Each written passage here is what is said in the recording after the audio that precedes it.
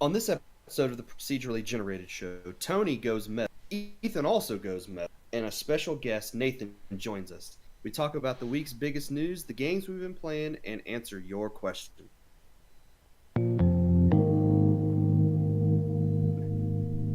Howdy, everybody. Welcome to the Procedurally Generated Show. I'm your host, Tony, and hold on, I'm out of sync. Okay. That's going to happen a lot, Nathan, so you just have to get used to it. There's something wrong. Okay. Yeah, if you hear him hearing him cutting out, we just got him a new mic yesterday, and he's still cutting out. So, okay. Or I'm not. I think it's just his PC at this point. Yeah. Did not mean to interrupt. Continue. That's fine.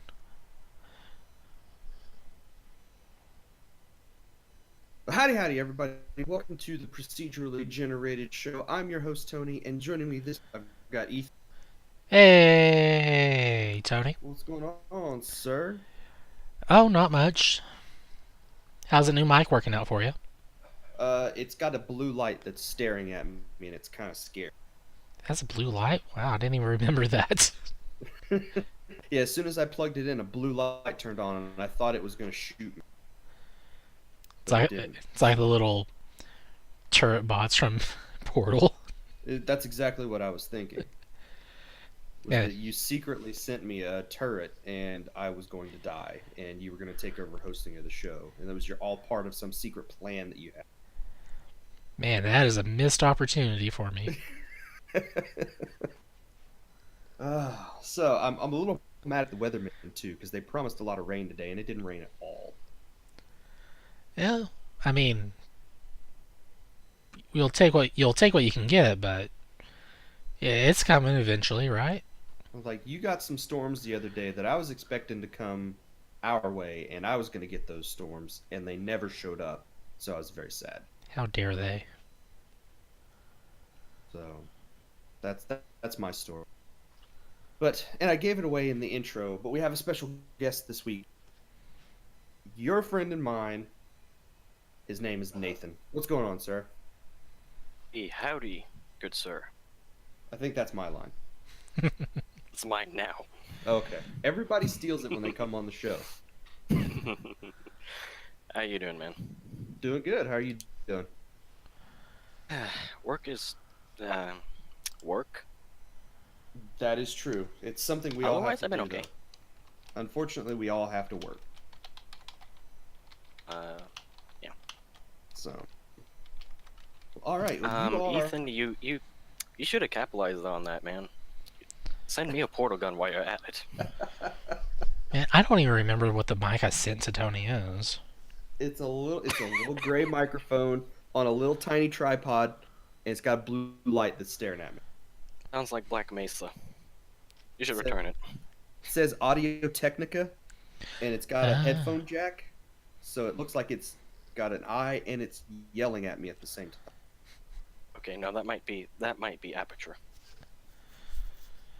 So there's a little bit of Wheatley going on here in this microphone. If it starts talking to me in a British accent, I'm out.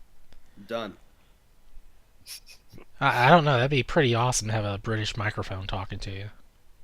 That may be true. I'd at least listen to it for a while and then be out. Well, yeah, I mean, that's what you do. So, well, Nathan, you are our special guest this week, so you get to talk about the game that you've been playing first. What do you want to talk about? Yay. Well, all of my free time this week has basically gone to Hitman, specifically the 2016 version. Okay. Game.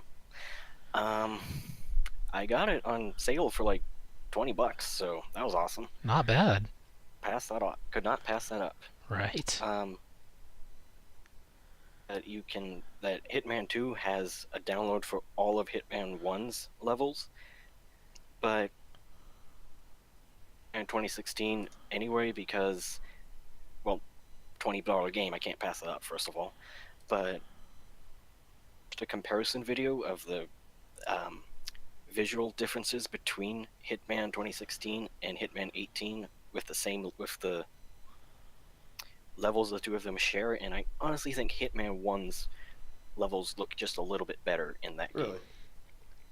In Hitman 2, everything looks a little bit darker for some reason.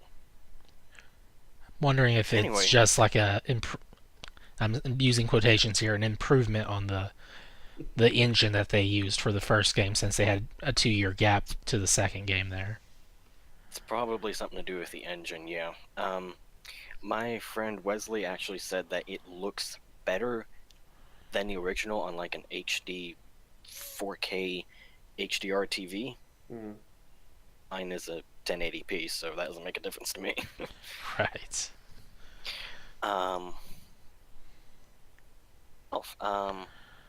It's really good. I would hope so. I mean, they got a sequel. Also extremely short. Well, the sequel was originally going to be Hitman 2016 Part 2. Until I just realized, no, episodic gaming does not have a positive history, not even for Telltale. Well, that may be debatable. I think those Telltale games are pretty good. Man, remember Sonic the Hedgehog 4? How many episodes were we supposed to get of that? I know 2 of them. We got like 2.5. Or 2.25. You don't take your episodic advice from Valve, Sega. Oh, shots fired. What, 1 episode every 10 years? Hitman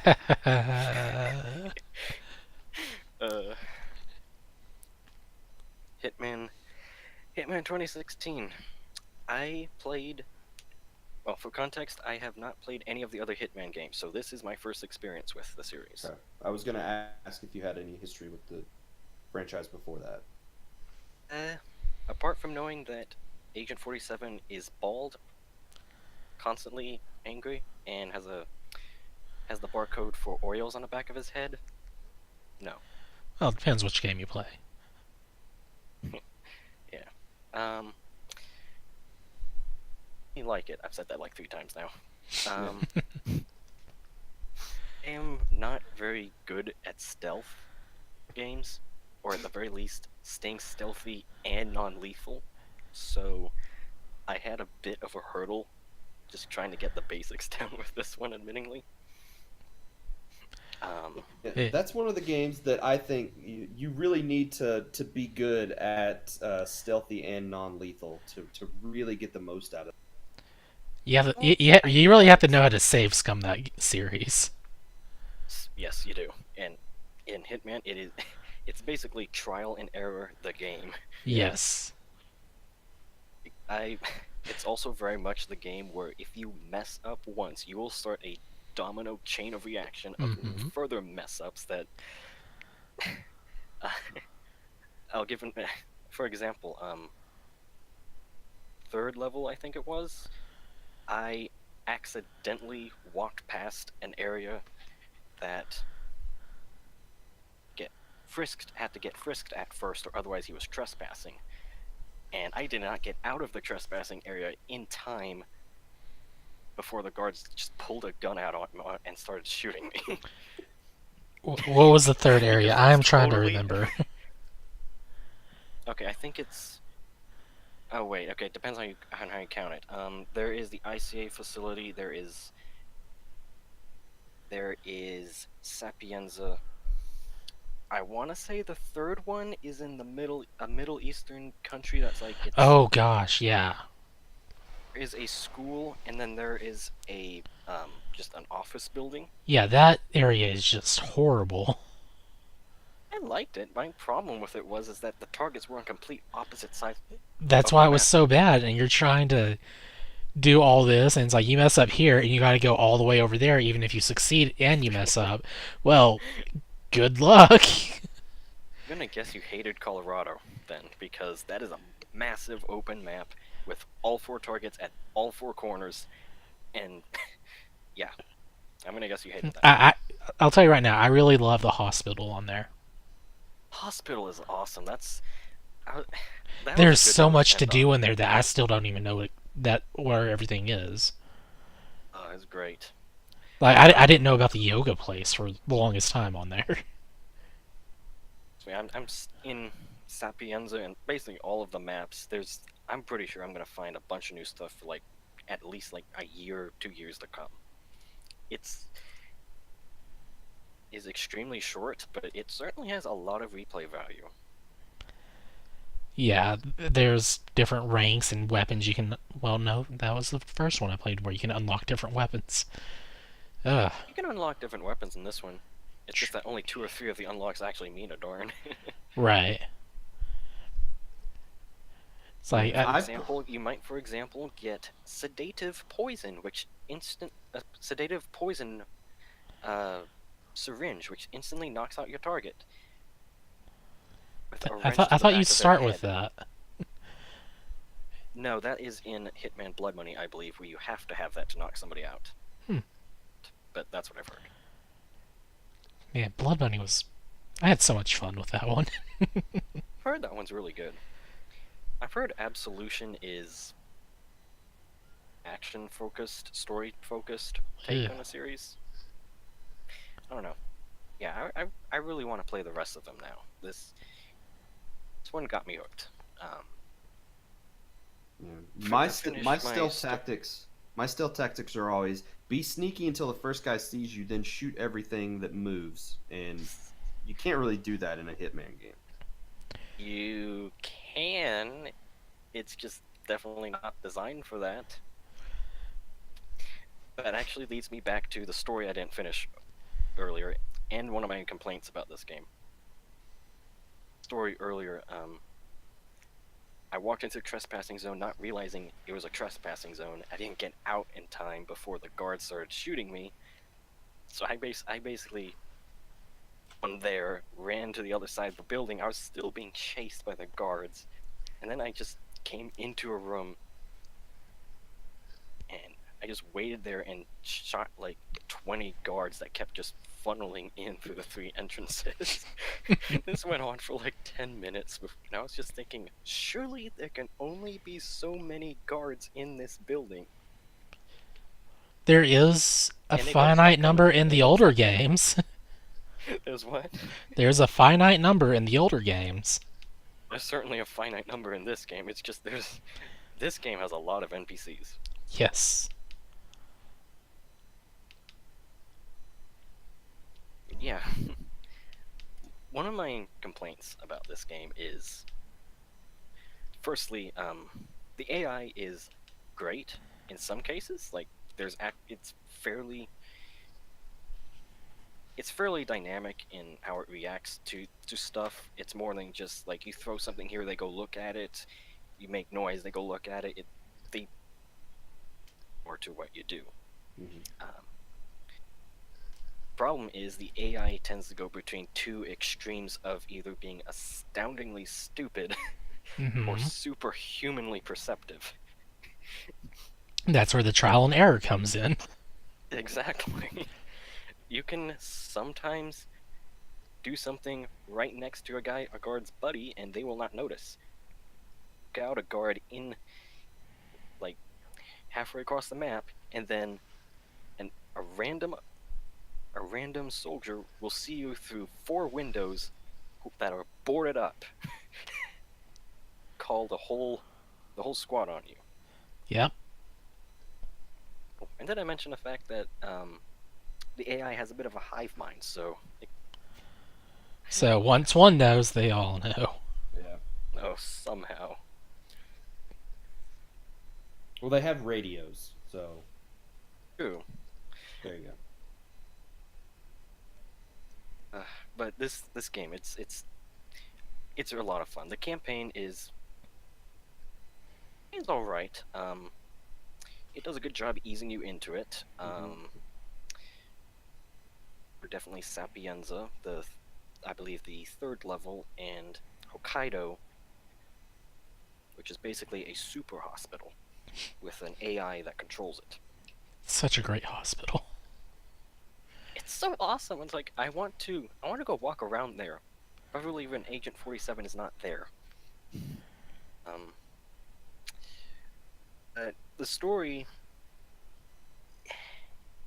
extremely short. The main game itself is extremely short, and I think that's part and due to the episodic nature. Yeah. Mm-hmm. Actually, from what I know, each mission came out roughly monthly.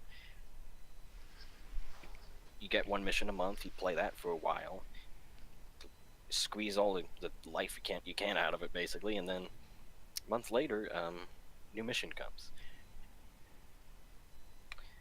That kind of Well, I'll say this. that's where the challenges and the Yeah, the main meat of the game is definitely just replaying all the missions a bunch of times and coming up with different ways to kill your targets or fulfill all the challenges and stuff. right, and then you The have campaign. the what is it? The target, the oh, what's it called now? Elusive targets. Elusive targets, which is like a one-shot attempt at doing this, and if you mess up, well, that's it. You don't get another shot. If you're like me and you bought the Game of the Year edition this year, congratulations, you can't try any of those elusive targets. If you're me, you got the game with the last one able to be tried, and you messed up, and that's how you found out. It would have been better if the elusive targets, like for after they released Hitman 2, all the elusive targets are available to play again, but they're like on a weekly rotation.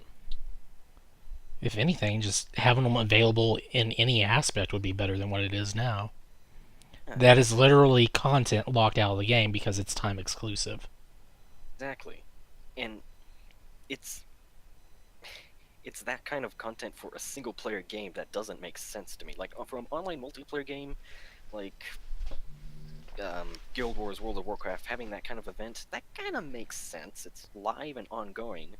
That's there to Apply draw that people in mentality to play the game for them. So yeah, trying to apply that mentality to a single player game, and it feels unnecessary to me.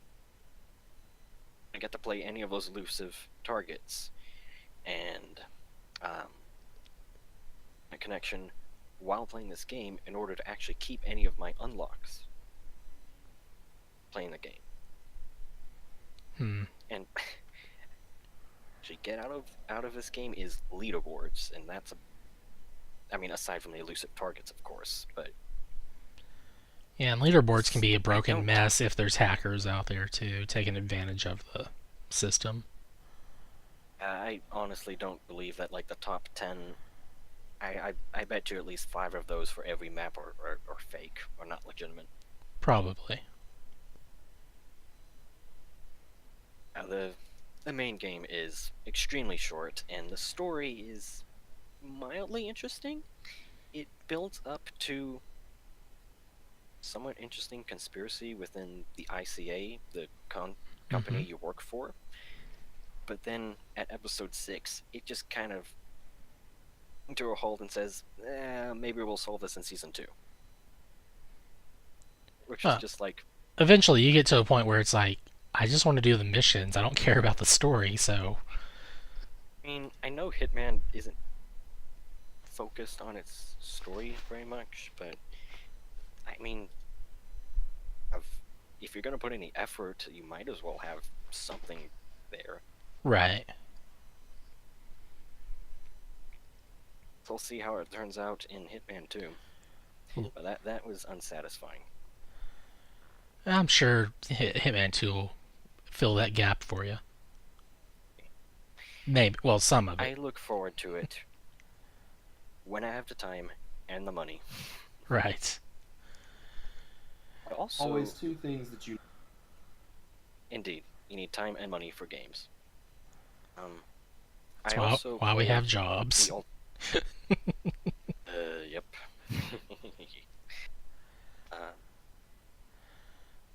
The other 2 additional campaigns that came with the Game of the Year edition, Patient Zero and the Sarajevo 6.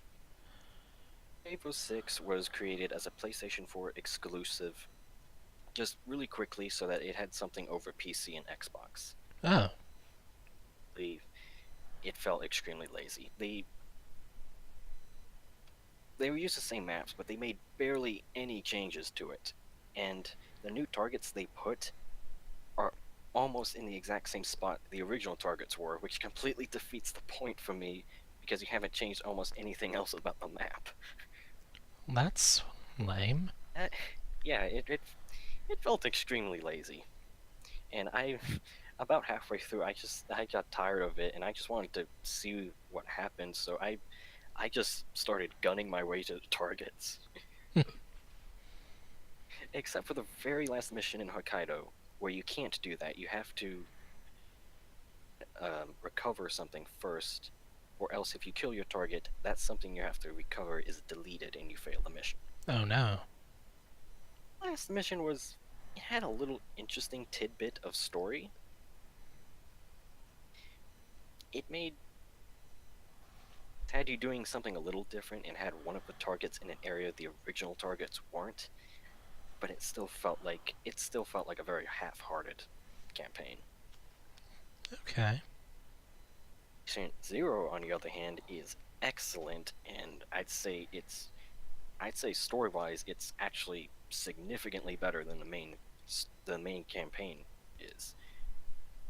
Extremely short, but it's also very self-contained, and it does a really good job for what it goes for.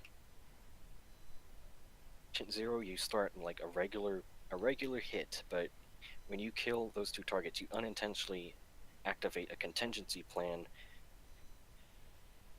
The cult they work for to basically virus upon the world and cause a pandemic.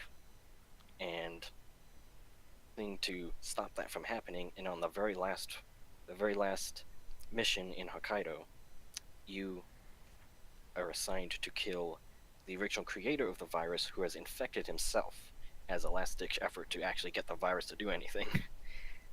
And with that level, in my opinion. Firstly, the music's awesome. It's more memorable than most of the stuff I had in the main game. Okay. I had some pretty. The music was okay, but it was very generic and safe. It was not very expressive, in my opinion. All right. Patient Zero, the Hokkaido level for Patient Zero,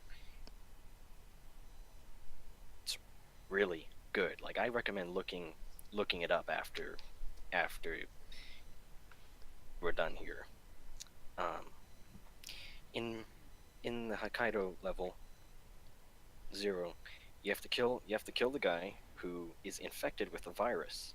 However, infects another person with the virus who leaves the quarantine zone and begins spreading the virus to the entire hospital. And you are basically then told you have to kill any infected patients spreading, because the virus dies with the host. And It's are like, you following? yeah, Almost done here. it can easily turn into a mess of a. Oh yes, and you have to be extremely fast to succeed in that level. And basically, what ended up happening was, okay, I took my time to start exploring the level, and then I see a little tick at the top of my little counter at the top left of my screen that says "Infected Patients 1." I'm like, oh, what's that mean? Your girl in a chair tells you you need to kill anybody who is infected, as well as the main targets.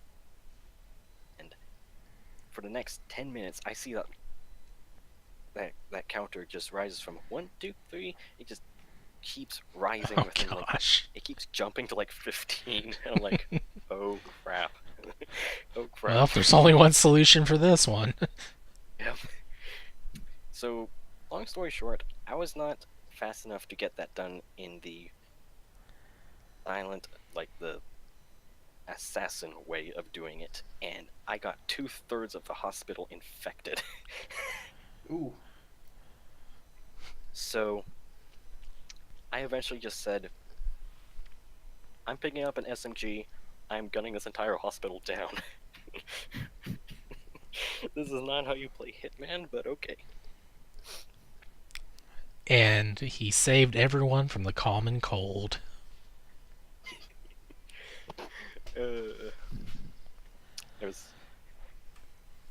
Despite messing up that final level, I had a lot of fun with it, and I've watched a few playthroughs of how to actually stop it from getting to that point, and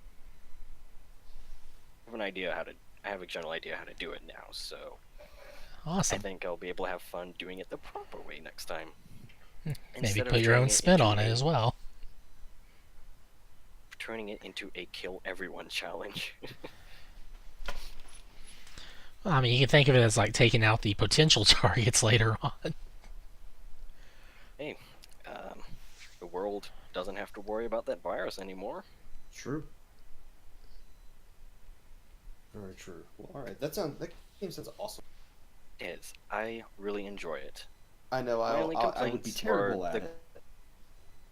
complaints is, well, the AI. It goes from the extremes of really dumb to extremely smart way too often, and they have a hive mind. Um, the com the combat is completely bare bones, in my opinion.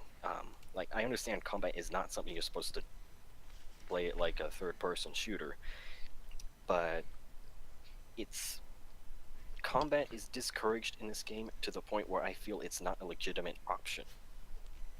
It's really not. Where You're I supposed feel to if I am, I you're feel supposed to the run in, get your target, take them out, and get out of there. So if you get into a firefight, you're not equipped for the situation. It's like do what you can, but get away from there and hide. my thing is it the combat is it only has enough to purely be functional in my from what I can tell. The AI just is functional enough for combat. The guns do exactly what they're supposed to do and nothing else. There's not even like any grenades NPCs throw or anything. It's like this is purely functional combat. That's all. It has to be there for the sake of being there. Hmm. And it just feels discouraged to the point where if I am caught, I would much rather just load an earlier save instead of trying to salvage that situation when I'm forced into combat. That's how you're supposed to I play the don't game. find Just that very reload the fun. save. I know, but on my first playthrough, I'm gonna mess up, and I don't want to keep loading the previous saves just to figure out how to do it, just to figure it out, you know. That's fair. And All right. you know what? I enjoyed it, and I greatly look forward to figuring out exploring all the nooks and crannies and different ways to brutally murder people in that game. Awesome. Look All right. forward Sounds to good. eventually playing Hitman 2. Excellent. All right. I think What, Ethan, that sums it up. what have you been playing, sir? I I, know what you've been playing. 'Cause I've you and I been, have been playing the same game. I was gonna say we played the same thing this week. We did, and it's my fault. It is all So Tony's fault. Yes. You won, you Tony. sorry. It's a good game, and I had to share it with everyone. But this happened last week during the show. That's true. I bought it during the show, and I think you did as well. Mm-hmm. And then we both started playing it. You have finished it. I have not. I'm one level away from finishing. Oh, I did more than finish the game. I destroyed That's it. true. You finished it like every time you can possibly finish the game. Gentlemen, what is the name of this game? Oh yeah, we should probably say that. Yeah. Kinda. The game in question is Metagal. Ooh, I have not heard of it. It is very much a Mega Man game. It is very heavily inspired by Mega. Like Mega Man? So, yeah, I Like guess Mega Man? I do like Mega Man. I mean, if we didn't, we probably wouldn't have played it so much. Is it hard like Mega Man is what I was asking. Oh, well, you kept cutting down that first part. Right. I would say yes and no. Like Can you aim your gun upwards? No. no.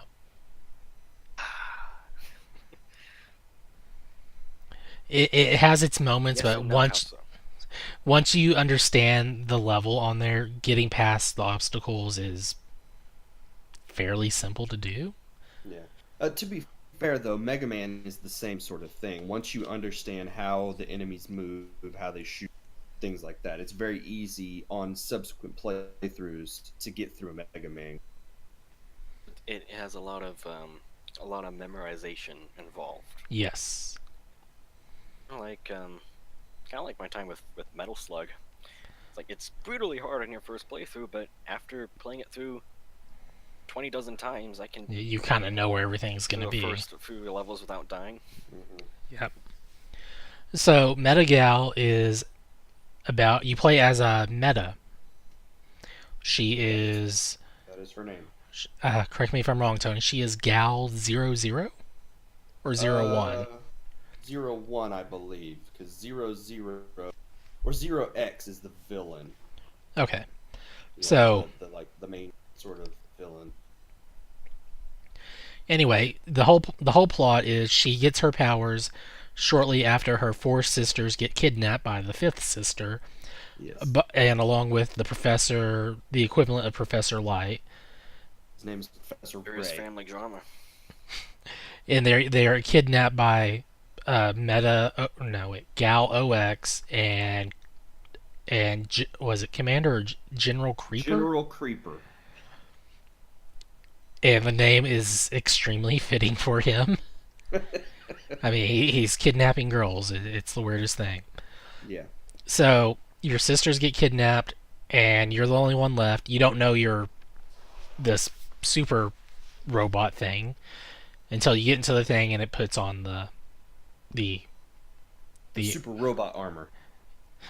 yes, or as the game called it, the sexy outfit. Yes. Science. Yeah, and they call that out too. And there's a funny quote talking about it.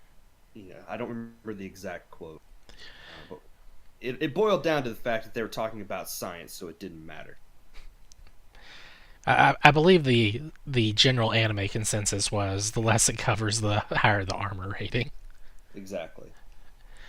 Anyway, so she gets her powers. Meta is essentially just Mega Man. Just you have your Meta Buster, like the Mega Buster. I'm not even trying to be subtle, are they? No, not at all. She comes with a dash similar to Mega Man X. So uh, there's that, which is great. There's no wall jumping, and uh, just like Mega Man, you get abilities from bosses you defeat. In this case, the bosses you defeat are going to be your sisters that were kidnapped, and you're copying their abilities down. Yep. So, let's see, there's 02 is. Who's the developer, out of curiosity? That is a great question. If you hadn't asked, I could have told you. You're welcome. It's published by Ratalaika Games, who publishes a bunch of indie titles on Switch. Retro and things like that. Revolution. Yeah. Developer and publisher. Oh, okay. Okay, well, so, like, Sorry, I didn't mean to yeah, interrupt your train of thought. it's fine. So, you only get 4 abilities from the 4 sisters that get kidnapped. OX, she actually plays a lot similar like you, where she may or may not have different abilities based on who you play as on there, because after beating the game, you unlock the ability to play as the other sisters, and they get their own special move set complete with upgrades as well. And I honestly had more fun playing as some of the other sisters on there. Yeah, you kept sending me updates as you beat the game with other sisters. Yeah, I can tell you right now, Buster Gal is the worst one to play as. Of course. Is that Mega Man is the same way, because Base is the best one to play as. No, Mega Man. no, Meta, she's fine. Buster is the worst. She's the tank girl. Oh, okay. She's just slow. It takes time to get her abilities, and they're like based on which form she's in. It was just horrible. Let's see. Buster Girl was 04. 05 is I called her Warp Girl. She has a grenade that warps you. That whatever it hits, it'll warp or swap you with. It switches places, Yeah, basically. it depends on the size of the object you're shooting as well. Zero Two is Shield Girl. She looks like a little bear. It's really adorable. She gets a shield that can block stuff and has homing lasers, so Mhm. that's a great ability whenever you get it as meta. I found that her ability was sort of the metal blade of this game, and you could use her abilities to easily defeat the other sisters. I heavily relied on the Warp Girl grenades, mostly because they leave a lingering effect when you hit someone or hit other things, so that you can't swap with. So it just does constant damage over time. Yeah, And not to mention be able to just instantly switch places so you dodge attacks, so it has its merit in that area. exactly. Zero Three is Fire Gal, I I don't guess. think that's what she's called, I have but no idea what she was called, but she specialized in fire. She comes with a dash attack, and you can do that mid-air with it when you get that ability. So mhm. she's actually the one I had probably the easiest time playing as. She comes with a double jump whenever you play as her. She's quick. She has a regular dash, and then she has the fiery dash attack, a ground slam, and then just a wide coverage for a wide and fast coverage barrage of an attack, but it doesn't cover much range. So Yeah. you're going to cover a good area in front of you, but that's about it. And I really obliterated everything in the game with her, but I think I did my best with Warp Gal when I played as her. And then once you beat the four main sisters, you fight against Gallo X, and then once you beat her, there are three general creeper stages. She's actually Creeper Stage 01. Yeah. So Um, there's four altogether. She's just the first one. yeah, but I treat her as a separate stage. I know she's part of that sort of in-game section, um, Right, right. but I counted her as a separate thing. It was like you played the four, then you fought against her, and then you faced off against General Creeper in his three stages. Uh, just while I'm thinking about it, GAL, it's short for like genetic artificial life form. Something like that. I for it's kind of I think they called it that. Anyway, they're artificially made by science and stuff, so they can do all this. And it goes into a slight detail saying that's why the majority of them are female because the acronym is GAL. Yeah. But they're not all female, so that's kind of interesting to know. Also, I'm choking. Hold on a second. Please don't choke. Is it not a podcast, or Oh no, it's not. It's just I don't want to be coughing into the mic, but I might just leave this in the show. Who knows? Um, the why not? visuals of the game, the visuals in the game are heavily inspired by like 16-bit Mega Man games. Enemies are almost pulled directly from Mega Man. Yeah, the Mets on there are just you just one look and you know it's a Met.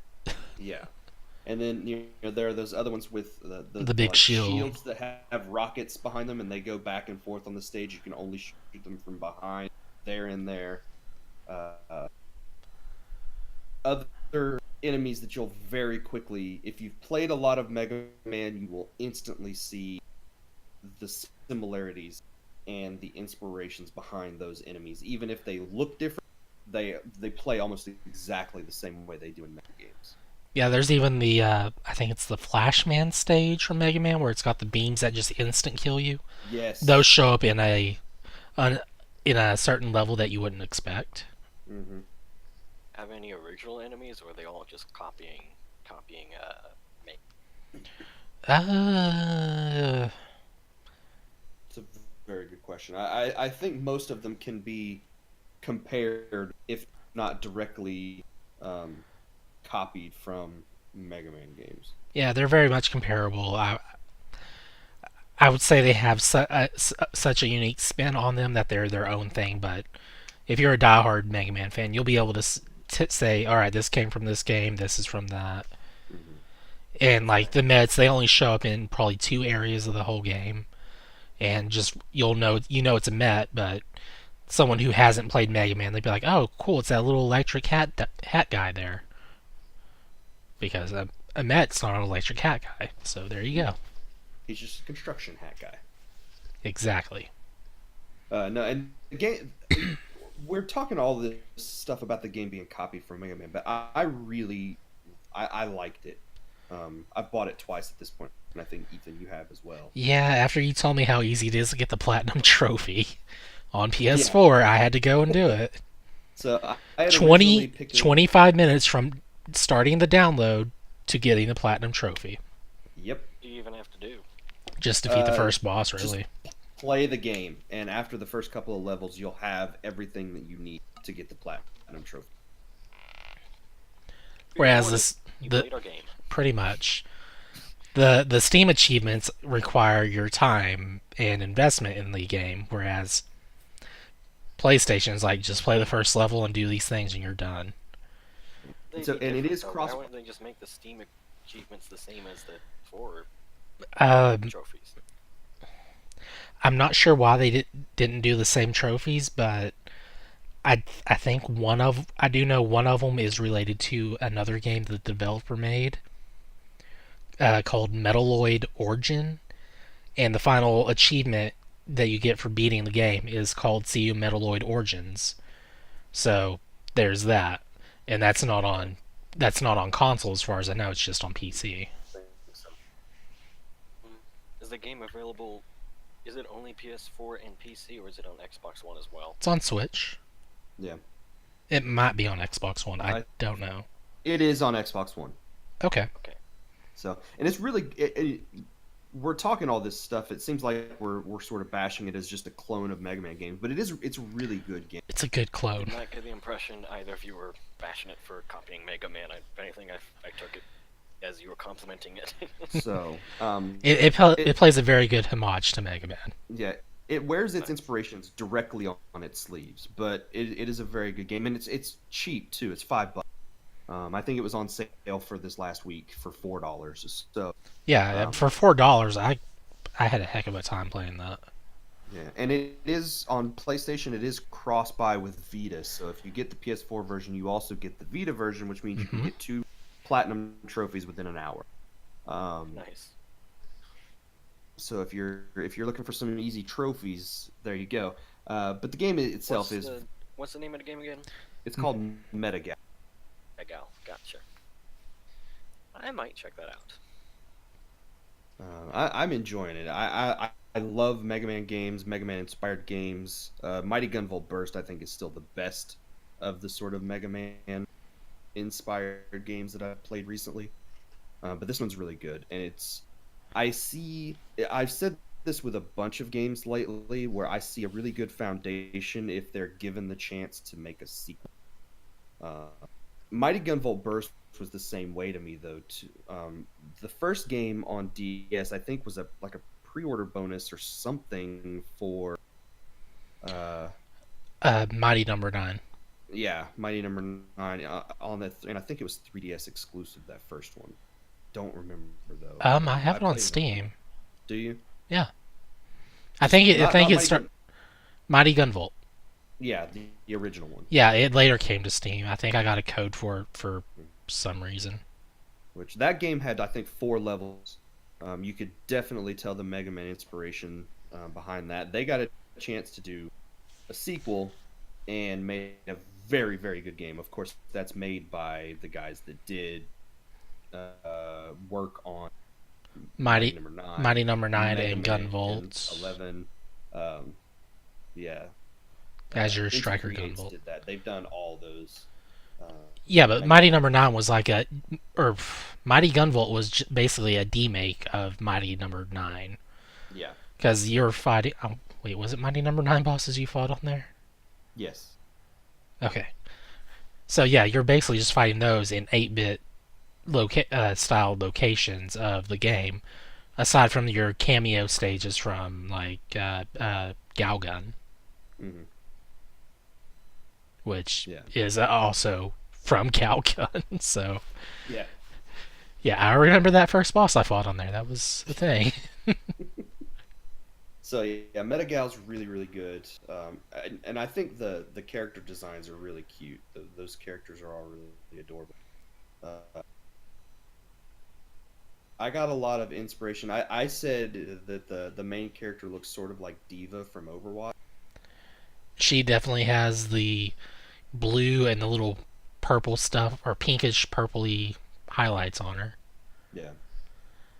So, but if you're looking for a Mega Man style game and you got $5, I think it's an easy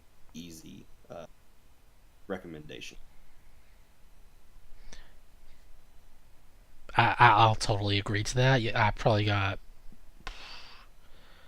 I want to say, first time through, you're probably looking at 2 hours just to beat the game, and after that, Hmm. you play as these sisters, and that could last anywhere from 30 minutes to an hour per sister that you play as.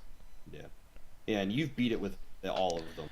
I So, did everything with everyone on there, got all the Steam achievements because that was a requirement. S ranking every mission. Oh my gosh, that final mission was so annoying. yeah, and before I had gotten to the general creeper sections, you had told me there's a couple spots where you're really going to have to rely on some of the other sisters' powers. They definitely do a good job of incorporating those into the game and sort of forcing you to use some of those other powers. Yeah, try to imagine So doing those definitely. same locations with as just the sisters where they only have their own power. Oh man, and some of those I think would be impossible or They do nearly account for impossible. that and make it Yeah, possible for the impossible ones. because I know there's some like the one of the first ones that I remembered seeing was like a wall between you and the other side of the screen with a platform, and you had to use Warp Girl's basic Yeah, attack to get yeah, real good across. thing that it So goes through walls. yeah, uh, so yeah, I highly recommend the game. It's very good. So, do you have anything else to add to that, Ethan? I did try Metalloid Origin. That's more of a collectathon to farm money so you can buy your guns on that one. Okay. I only did one level. I'm not really a fan of it yet, I guess. It looks the same, but they're not. I don't think gals have been brought up. Everything on there seems to be just aliens or different people or something. So, Mhm. But you so are playing as you're the playing as main character. you have like three people to pick from, and none of them are from the same game. Okay. Like you have a tiger, like a cat girl or something to play as, and then some other people. I don't know who they are. And you think that's PC exclusive right now? I think I didn't see it on PS4, so I think it's exclusive to PC. Probably just Steam. Yeah, and I know it's not on Switch. So, all right. Well, I guess in that case, we will take a quick break. We'll come back and we'll talk about the news.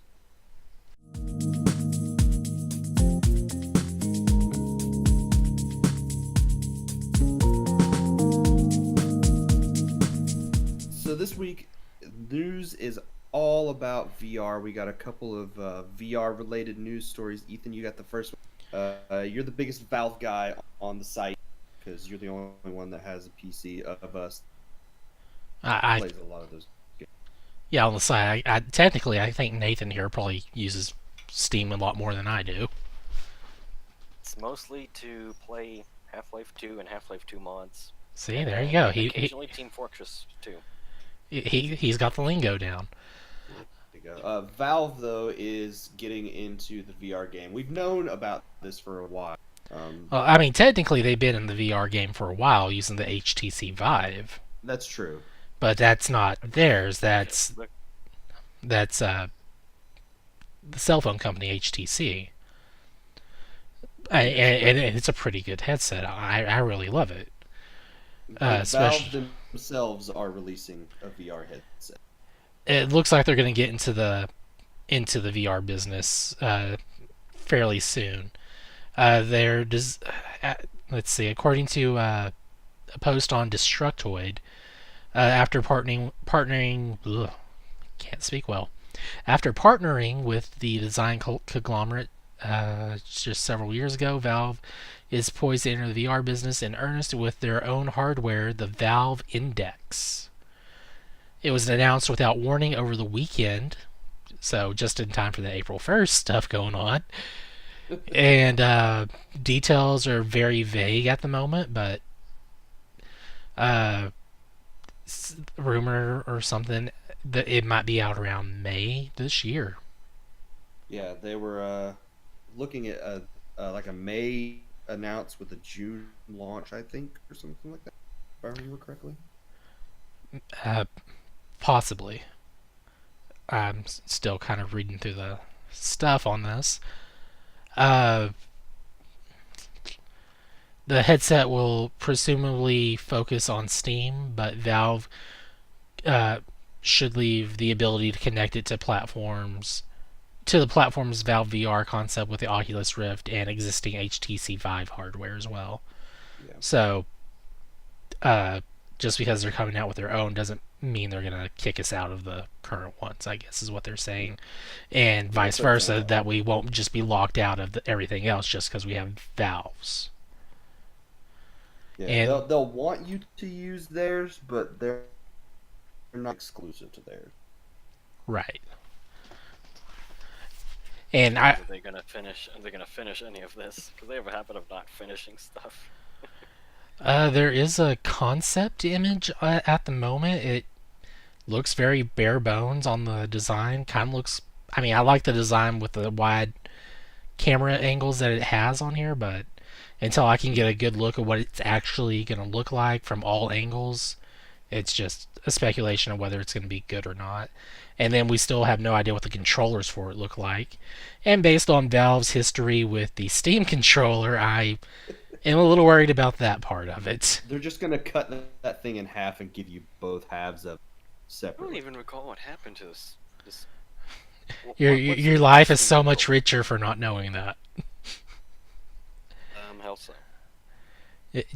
You're better off not knowing. Let's leave it at that. I already have the wound of episode 3. You're not gonna hurt me much more. The controller is take your Xbox One controller, keep the buttons for the ABXY, keep your right joystick. Was it the right joystick or no? There's no joystick. So what? No, there was joysticks on it. No It's joysticks. got a D-pad. it had a D-pad. No, wait. You know what? I'm just gonna send you an image of one. That's gonna work way better. Okay. It's basically got two Oh, touch pads on okay, it. okay. I Think. cannot imagine that working. All right, look at your Xbox controller. Look where the right joystick is. Remove that Go and across my room to grab the Xbox. just imagine it in your face. Just get you grab. You know where the right joystick is on there. Remove that and put your ABXY in that location. Where the D-pad is, put your left thumbstick there. Now, where the left D-pad used to be and the buttons used to be, those are both touchpads, like mouse control touchpads. One of them's got a D-pad built into it, and the other one's got left and right click capabilities on it.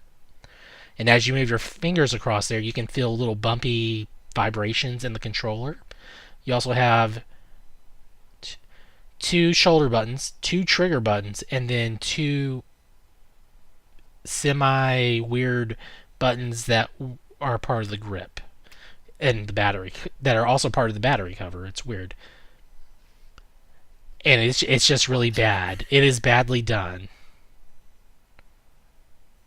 You had my jaw to the floor when you said take the X, Mhm. Y, A, B buttons And move and them. put them Yeah. where the right thumbstick is. Yep. You're better off just using your Not Xbox sure One this is- controller rather than that on any game on Steam that supports controllers, because it's going to work natively I for have the a most feeling part. I'd have a better luck controlling my PC games with an N64 controller than this. Yeah, you really would. You could control your games better with a stick than that thing. I could plug my Atari 2600 controller in and get better control from that. It's a little weird, but okay. If I can even figure out how to. Like, Let's not look at the science for that one yet. So yeah, Valve VR, it's going to be a thing. It'll props totally on them be. for trying with that controller. And the VR stuff sounds interesting. So them for trying. no props for actual execution from what you. Oh, I wonder if this will have the Steam Link compatibility with it as well. That big picture mode. I'm sure they're going to do something amazing if they do it right, and I look forward to seeing it. Yeah. I imagine this will end up being much better than the control. But if they prove us wrong, well, it's going to be hilarious. Valve. But they're not the only ones that are getting into the VR game. Okay. I think we talked about it last week. Nintendo is launching their own VR heads. Is it really a headset at that point? At the way they're doing it? Well, they're going the Google Cardboard route and giving you some cardboard that you plug your Switch into. You fold your Switch around, or you fold around your Switch. You fold the VR headset around the Switch and stick that to your head. It seems like such a bad idea. As long as it's comfortable, I think it'll be fine. I saw a lot of people immediately saying, "Yeah, this is a recipe for people puking all over the place with the super high resolution of the Switch and the even higher frame rates." So what? Higher frame rates? They were talking about how low the frame rates and the resolution were, that it was going to cause people to throw up all over the place. Oh, well, they've never played Metal Gear Acid 2 using the what's it called, Snake Eyes or something? Solid Eye. Yeah. That was on PSP, and I never got sick from it. I just got annoyed having to hold a PSP up to my face. Yeah, I imagine it'll be fine. I don't think Nintendo would be releasing this if it was going to cause a bunch of people to get sick. Yeah, I mean, it's not like Virtual Boy did that. True. Speaking of the Virtual Boy, you know what just popped in my head? They could easily do a cardboard VR for that. The Switch VR set, but it looks like the Virtual Boy. Yep. I hope they do that. That'd be hilarious. The opportunity is perfect. And release it on April 1st. You know what's going to happen? Someone's going to 3D print or cut out their own cardboard and put decals on there to make it look like a Virtual Boy. Oh, you know that'll happen within the first few days. If not the first day, yeah. But we know the software that's coming with it. It's going to have its own Labo VR stuff that you can, strap an elephant to your face or a bird to your face or a gun to your face and use that to do things. That sounds bad. That's what it is. One of the Labo blaster thing is basically a gun that has the Switch on. So it's not like you're just strapping a gun to your head, Persona style. That's not what's happening.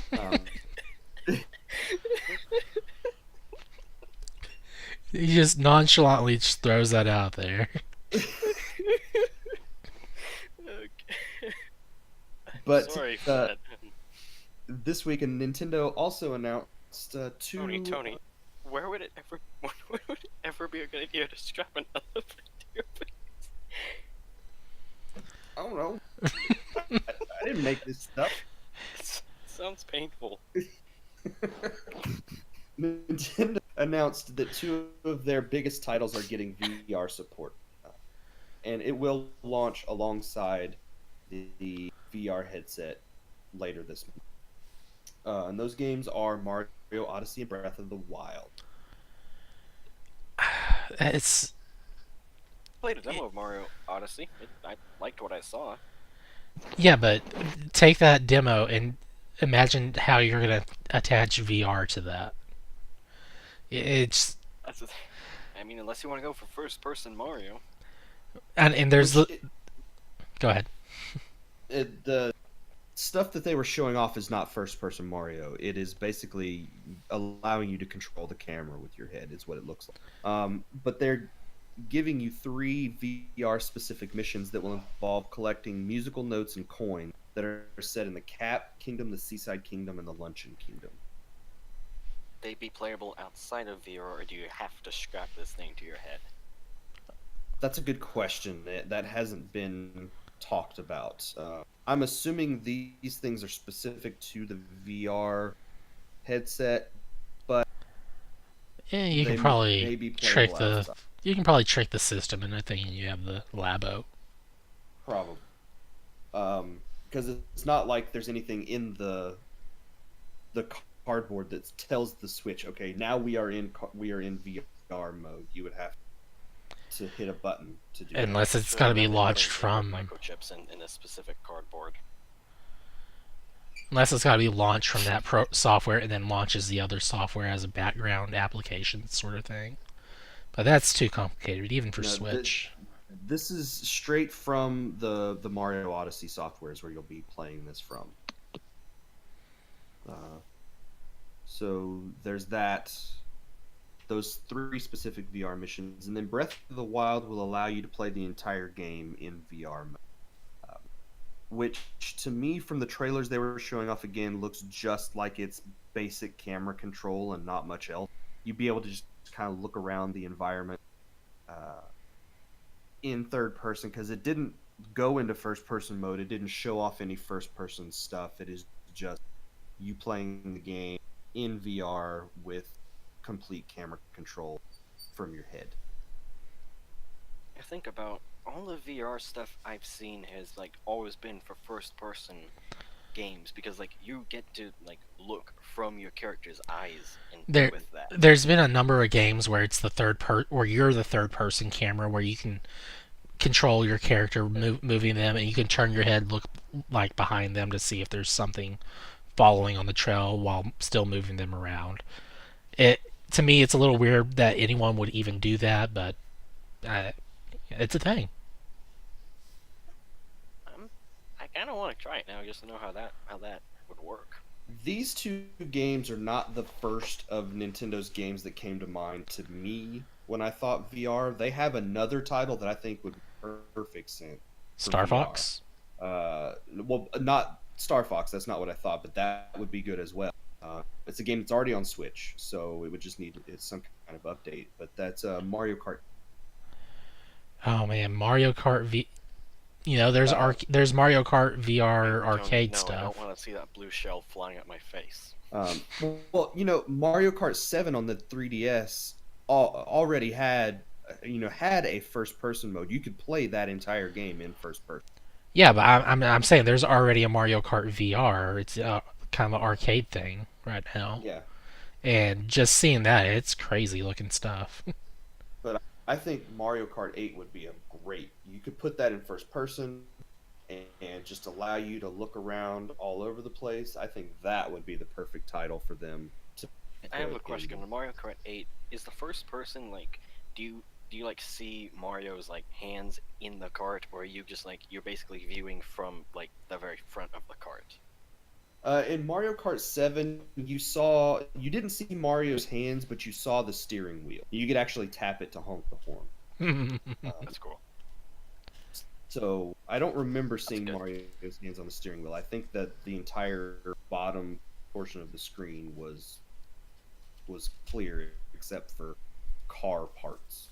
So, but I played Mario Kart 7 a lot in first person mode. I really liked it, and I'd love for them to update Mario Kart 8 with that.